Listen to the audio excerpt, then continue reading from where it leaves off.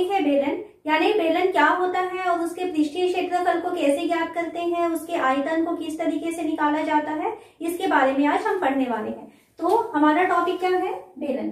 तो बेलन क्या होता है, तो ऐसी आकृति देखिए, अगर आप एक नीचे वृत्त लेते हैं और ऊपर भी एक वृत्त लेते हैं और इस तरीके से अगर आप मिला देते हैं, तो ये जो आकृति आपको दिखाई दे रही है, ये आकृति कहलाती है बेलन। या अपने घर में बहुत अच्छा सा एग्जांपल है, जैसे ट्यूबलाइट की रॉड होती है, वो भी बेलनाकार होती है ना। नल का जो पाइप है वो भी बेलनाकार होता है। आपके घर में कुछ डिब्बे होंगे जो कि बेलनाकार आकृति के होते हैं। तो बेलन क्या होता है, इस तरीके से उसका जो आधार होगा वो वृत्त के शेप का होगा, और ये जिस चौड़ाई या जिस त्रिज्या का वृत्त होता है उसी त्रिज्या का वृत्त आपको ऊपर भी मिलना चाहिए। यानी यहाँ पर ये वृत्त और ये वृत्त, ये दोनों वृत्त हमेशा सर्वांग सम होने चाहिए, मतलब एक दूसरे के बराबर होने चाहिए। और इस तरीके की जो आकृति होती है उसे हम क्या कहते हैं, बेलन। अब बेलन में यहाँ जो आधार है वो क्या है, एक वृत्त है। तो वृत्त है तो उसका एक केंद्र होगा और साथ ही साथ उसकी त्रिज्या होगी। तो बेलन के लिए आधार की त्रिज्या, तो इसका जो आधार होता है वो होता है वृत्त, और जिसकी की त्रिज्या को हम मानते हैं r। ठीक है, यहाँ पर इन दोनों जो वृत्त है, इन दोनों के केंद्र को मिलाने वाली जो लाइन होती है, यानी पहला जो आधार है और ऊपर जो आपको आधार दिखाई दे रहा है, यानी दोनों वृत्तों के केंद्र को मिलाने वाली जो रेखा होती है, इसे हम कहते हैं अक्ष। ये काल्पनिक रेखा है, ठीक है, इसे कहा जाता है बेलन का अक्ष। ये आधार है और साथ ही साथ ये इसकी ऊंचाई हो जाती है, यहाँ से यहाँ तक की जो दूरी है ये होती है ऊंचाई। तो ऊंचाई को हमेशा हम किससे प्रदर्शित करेंगे, h से, ऊंचाई बराबर h। इसका आधार जो है वो वृत्त होता है। यदि आपको कहा जाए आधार की परिधि, तो आधार की परिधि का मतलब होता है कि आपको नीचे जो वृत्त दिखाई दे रहा है उस वृत्त की परिधि पूछ रहा है। तो आधार की परिधि कितना हो जाएगा, 2πr। यदि कहा जाएगा आधार का क्षेत्रफल, तो आधार का क्षेत्रफल होता है वृत्त का क्षेत्रफल, यानी कि πr²। इसके साथ में आता है बेलन में जो महत्वपूर्ण जो फॉर्मूले हैं वो होता है वक्र पृष्ठ।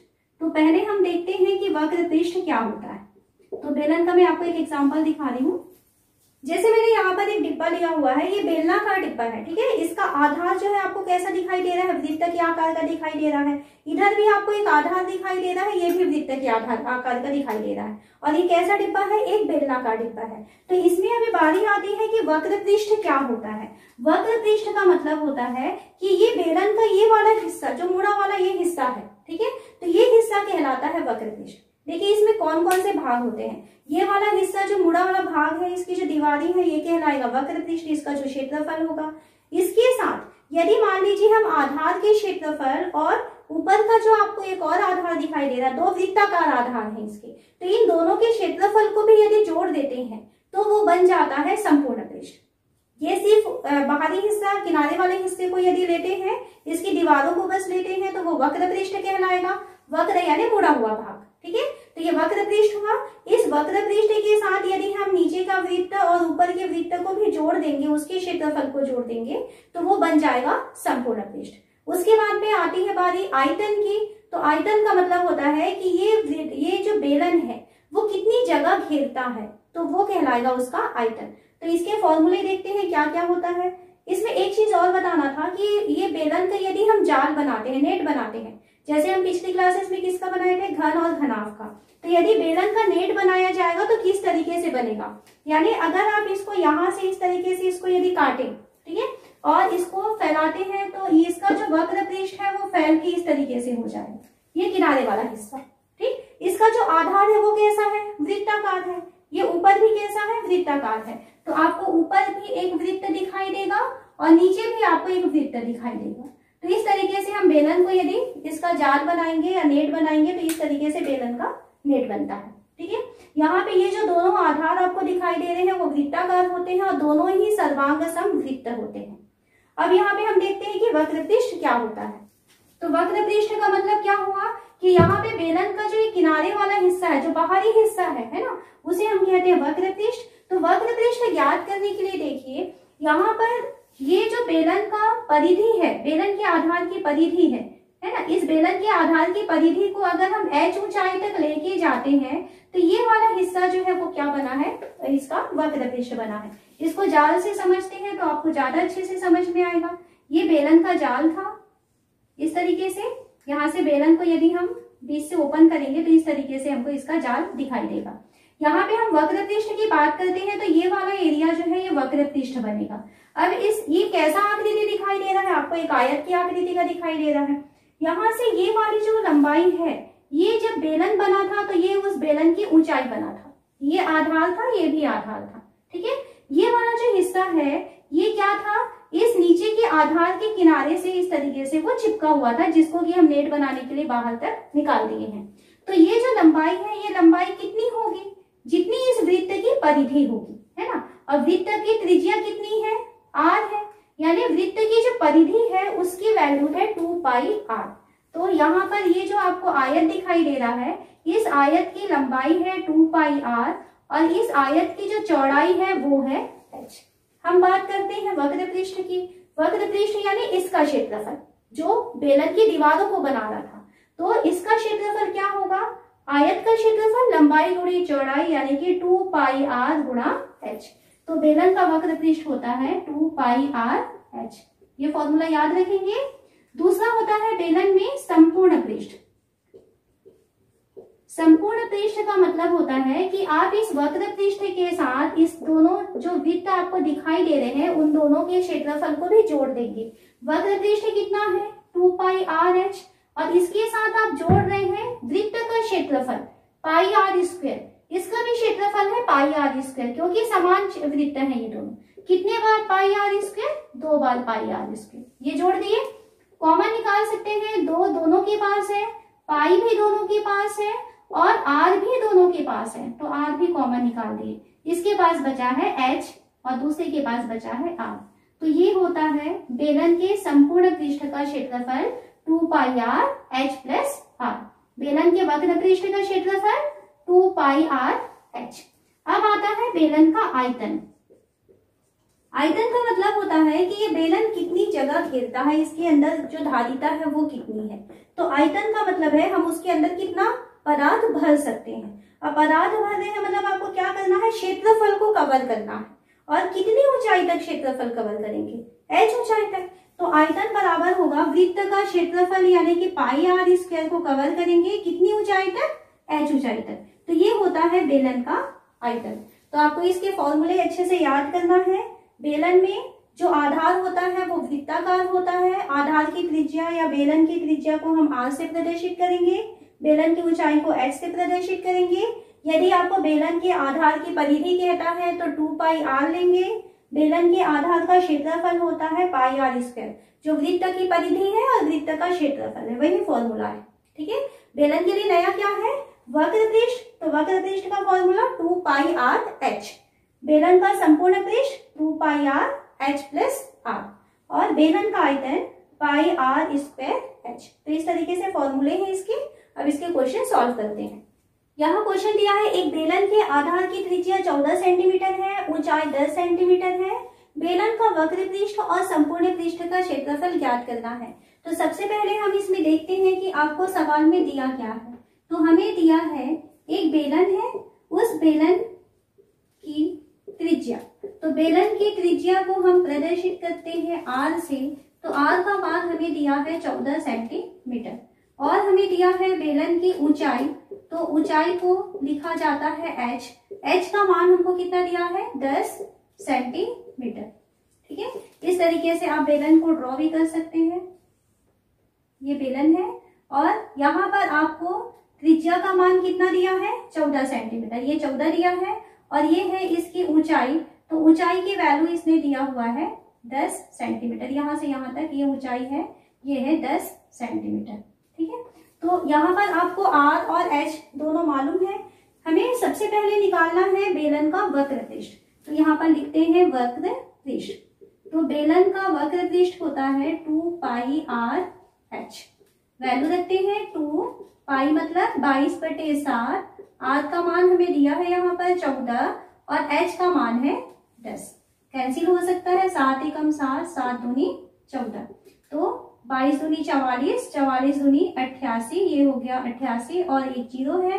क्योंकि ये वक्र पृष्ठ है तो वक्र पृष्ठ हमेशा वर्ग में आते हैं ना, तो और सेंटीमीटर दिया है तो इसकी इकाई हो जाएगी वर्ग सेंटीमीटर। यहाँ पर ध्यान रखेंगे जब भी कभी आप कैलकुलेशन करते हैं तो कैलकुलेशन करने के बाद आपको ये इकाई लिखना बहुत जरूरी है। कभी भी आयतन है तो आयतन हमेशा घन में आता है। कोई भी क्षेत्रफल है, जैसे पृष्ठीय क्षेत्रफल हमको पूछा था, किसी का क्षेत्रफल पूछ रहा है, संपूर्ण पृष्ठ यदि बोलता है तो ये हमेशा वर्ग में होता है। ठीक है, सवाल में आपको सेंटीमीटर दिया है तो वर्ग सेंटीमीटर लिखेंगे, मीटर दिया रहेगा तो वर्ग मीटर लिखेंगे, इस तरीके से। लेकिन हमेशा क्षेत्रफल जो है उसमें आपको वर्ग लगाना होता है। तीसरा, इसमें सेकंड चीज आपको दिया हुआ है संपूर्ण पृष्ठ भी ज्ञात करना है। तो बेलन का संपूर्ण पृष्ठ, तो बेलन का संपूर्ण पृष्ठ का फॉर्मूला है 2 पाई r h प्लस r। फॉर्मूले आप लोग बहुत अच्छी तरीके से याद करेंगे, है ना, बिना फॉर्मूले के आप इस क्वेश्चन को नहीं सॉल्व कर पाएंगे। 2 पाई की वैल्यू रखते हैं 22/7, r का मान दिया है 14, कोष्टक में h का मान है 10, r का मान है 14। सॉल्व करते हैं, 2 गुणा 22/7 गुणा 14 गुणा ये हो जाएगा 24, 7 एकम 7, 7 दूनी 14। इसको गुणा करेंगे, 22 दूनी 44, 44 दूनी 88, 88 का गुणा करना है हमको 24 के साथ। तो 24 और 88 का गुणा करते हैं, 8 चौक 32, 8 दूनी 16, 16 और 3 19, ये हो जाएगा 192, 2 1 10 और 11 2112, ये हो रहा है 2112। और पृष्ठ है ये भी, तो ये भी हो जाएगा वर्ग सेंटीमीटर। तो इस तरीके से आपको जो बेलन दिया हुआ था जिसकी त्रिज्या 14 सेंटीमीटर है, ऊंचाई 10 सेंटीमीटर है, उसका पृष्ठीय क्षेत्रफल जो है वो 800, वक्र पृष्ठ की वैल्यू 880 वर्ग सेंटीमीटर होगा और इसका संपूर्ण पृष्ठ हो जाएगा 2112 वर्ग सेंटीमीटर। नेक्स्ट क्वेश्चन है, एक बेलन के वक्र पृष्ठ का क्षेत्रफल 3696 वर्ग सेंटीमीटर है। यदि बेलन के आधार की त्रिज्या 14 सेंटीमीटर है तो बेलन की ऊंचाई ज्ञात कीजिए। तो किस तरीके से लिखेंगे, सबसे पहले हम यहाँ पर लिखते हैं दिया है। आपको सवाल में क्या क्या चीज दिया है ये लिखते हैं। तो आपको यहाँ पर बेलन की त्रिज्या r का मान दिया हुआ है 14 सेंटीमीटर, ये दिया हुआ है। और क्या दिया है, बेलन के वक्र पृष्ठ का क्षेत्रफल। तो आपको यहाँ पर दिया है बेलन का वक्र पृष्ठ, तो वक्र पृष्ठ की वैल्यू कितना दिया है, 3696 वर्ग सेंटीमीटर। कभी भी हम जब सवाल को सॉल्व करते हैं तो सवाल को सॉल्व करने के लिए सबसे पहले आप इसमें दिया है करके जो जो जानकारी आपको सवाल से दिखाई देती है वे सारी जानकारी आपको लिखनी है। उसके बाद आप सॉल्व करना स्टार्ट करेंगे, डायरेक्ट सॉल्व नहीं करना है, क्योंकि यहाँ पर ये हर एक स्टेप में आपके मार्क्स रहते हैं। यदि आप ये वाले स्टेप को छोड़ते हैं तो आपके यहाँ पे हाफ मार्क्स कट सकते हैं। ठीक है, तो सबसे पहले आप सवाल को पढ़ेंगे, सवाल को पढ़ने के बाद आपको इसमें जो जो जानकारी दिखाई दे रही है, जो जो चीज दिया हुआ है उसको आप दिया है करके लिखेंगे। उसके बाद फिर क्वेश्चन को स्टार्ट करेंगे। यहाँ पर हमें क्या ज्ञात करने कहा है, बेलन की ऊंचाई। तो आपको इसमें ज्ञात करना है बेलन की ऊंचाई। तो बेलन की ऊंचाई, तो बेलन की ऊंचाई h की वैल्यू ज्ञात करना है तो इसको क्वेश्चन मार्क करके छोड़ सकते हैं या फिर इसको ज्ञात करना है ऐसा लिख सकते हैं, ज्ञात करना है। तो यहाँ पर दिया है से आपकी पूरी जानकारी समझ में आ जाती है कि क्या चीज दिया है, क्या चीज ज्ञात करना है। अब हम इसको हल करने स्टार्ट करते हैं। तो हल करेंगे हम यहाँ से। आपको क्या दिया है, वक्र पृष्ठ। तो वक्र पृष्ठ की वैल्यू दिया हुआ है 3696 वर्ग सेंटीमीटर। यहाँ से हम क्वेश्चन को स्टार्ट करेंगे। वक्र पृष्ठ का फॉर्मूला क्या होता है, 2 पाई r h। तो हम यहाँ पे वक्र पृष्ठ के बदले में उसके सूत्र को लिखते हैं। इसका मान दिया है 3696, वैल्यू रखते हैं 2, पाई की वैल्यू होती है 22/7, r का मान हमें सवाल में दिया हुआ है 14, h का मान नहीं दिया है तो h की जगह भी h रहने देते हैं। इसका मान है 3696। आपको h की वैल्यू निकालनी है तो h को यही छोड़ेंगे, बाकी सारी संख्याओं को हम उधर पक्षांतर करेंगे। उसके पहले ये देखिए ये कैंसिल हो रहा है, 7 एकम 7 और ऊपर में आ रहा है 7 दूनी 14। देन हमें यहाँ पर h की वैल्यू चाहिए तो h को यहाँ छोड़ देते हैं और बाकी 2 गुणा 22 गुणा 2 जो बचा हुआ है उसे दूसरी साइड में पक्षांतर करते हैं। दूसरे साइड में क्या है 3696, ये पक्षांतर होके जा रहा है तो गुणा था h के साथ, तो पक्षांतर होगा तो गुणा का उल्टा हो जाता है भाग, तो ये बटे में चला जाएगा 2, 22 और 2। इसको काट सकते हैं आप। सबसे पहले 11 से कटेगा है ना, 11 दूनी 22, 11 तिया 33, बचा 3, 11 तिया 33, 11 छिक्के 66, 2 दूनी 4, 4 दूनी 8, नीचे हमारे पास 8 बचा है, इसको 8 से काटेंगे, 8 चौक 32 और 8 दूनी 16। तो इस तरीके से हमको h का मान मिल रहा है 42। ठीक, हमें क्या निकालना है, इसकी ऊंचाई ज्ञात कीजिए। तो आंसर पूरा शब्दों में लिखोगे आप। तो अतः बेलन की ऊंचाई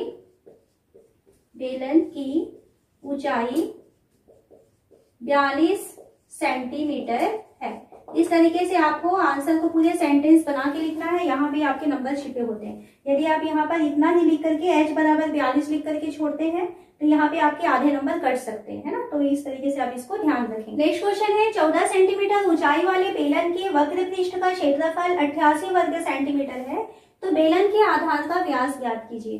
तो सबसे पहले तो हम इसमें सवाल में स्टार्ट करते हैं। दिया है क्या क्या चीज आपको दिया है, इसमें आपको दिया है एक बेलन।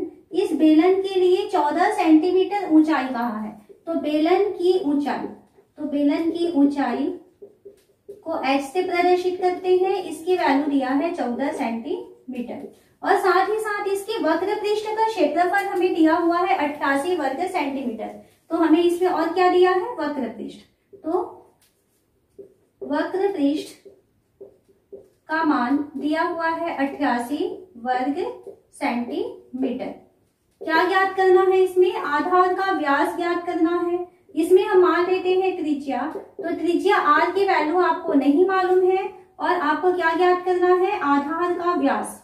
तो आधार का व्यास को हम, व्यास यानी 2 गुणा त्रिज्या है ना, आधार का व्यास 2r की वैल्यू आपको ज्ञात करनी है। तो इतनी जानकारी जो है आपको सवाल से मिल रहा था, तो ये सारी जानकारी हम यहाँ पर दिया है करके लिखेंगे। उसके बाद क्वेश्चन को स्टार्ट करते हैं। हम स्टार्ट यहाँ से करेंगे। वक्र पृष्ठ का मान हमें दिया हुआ है 88 वर्ग सेंटीमीटर।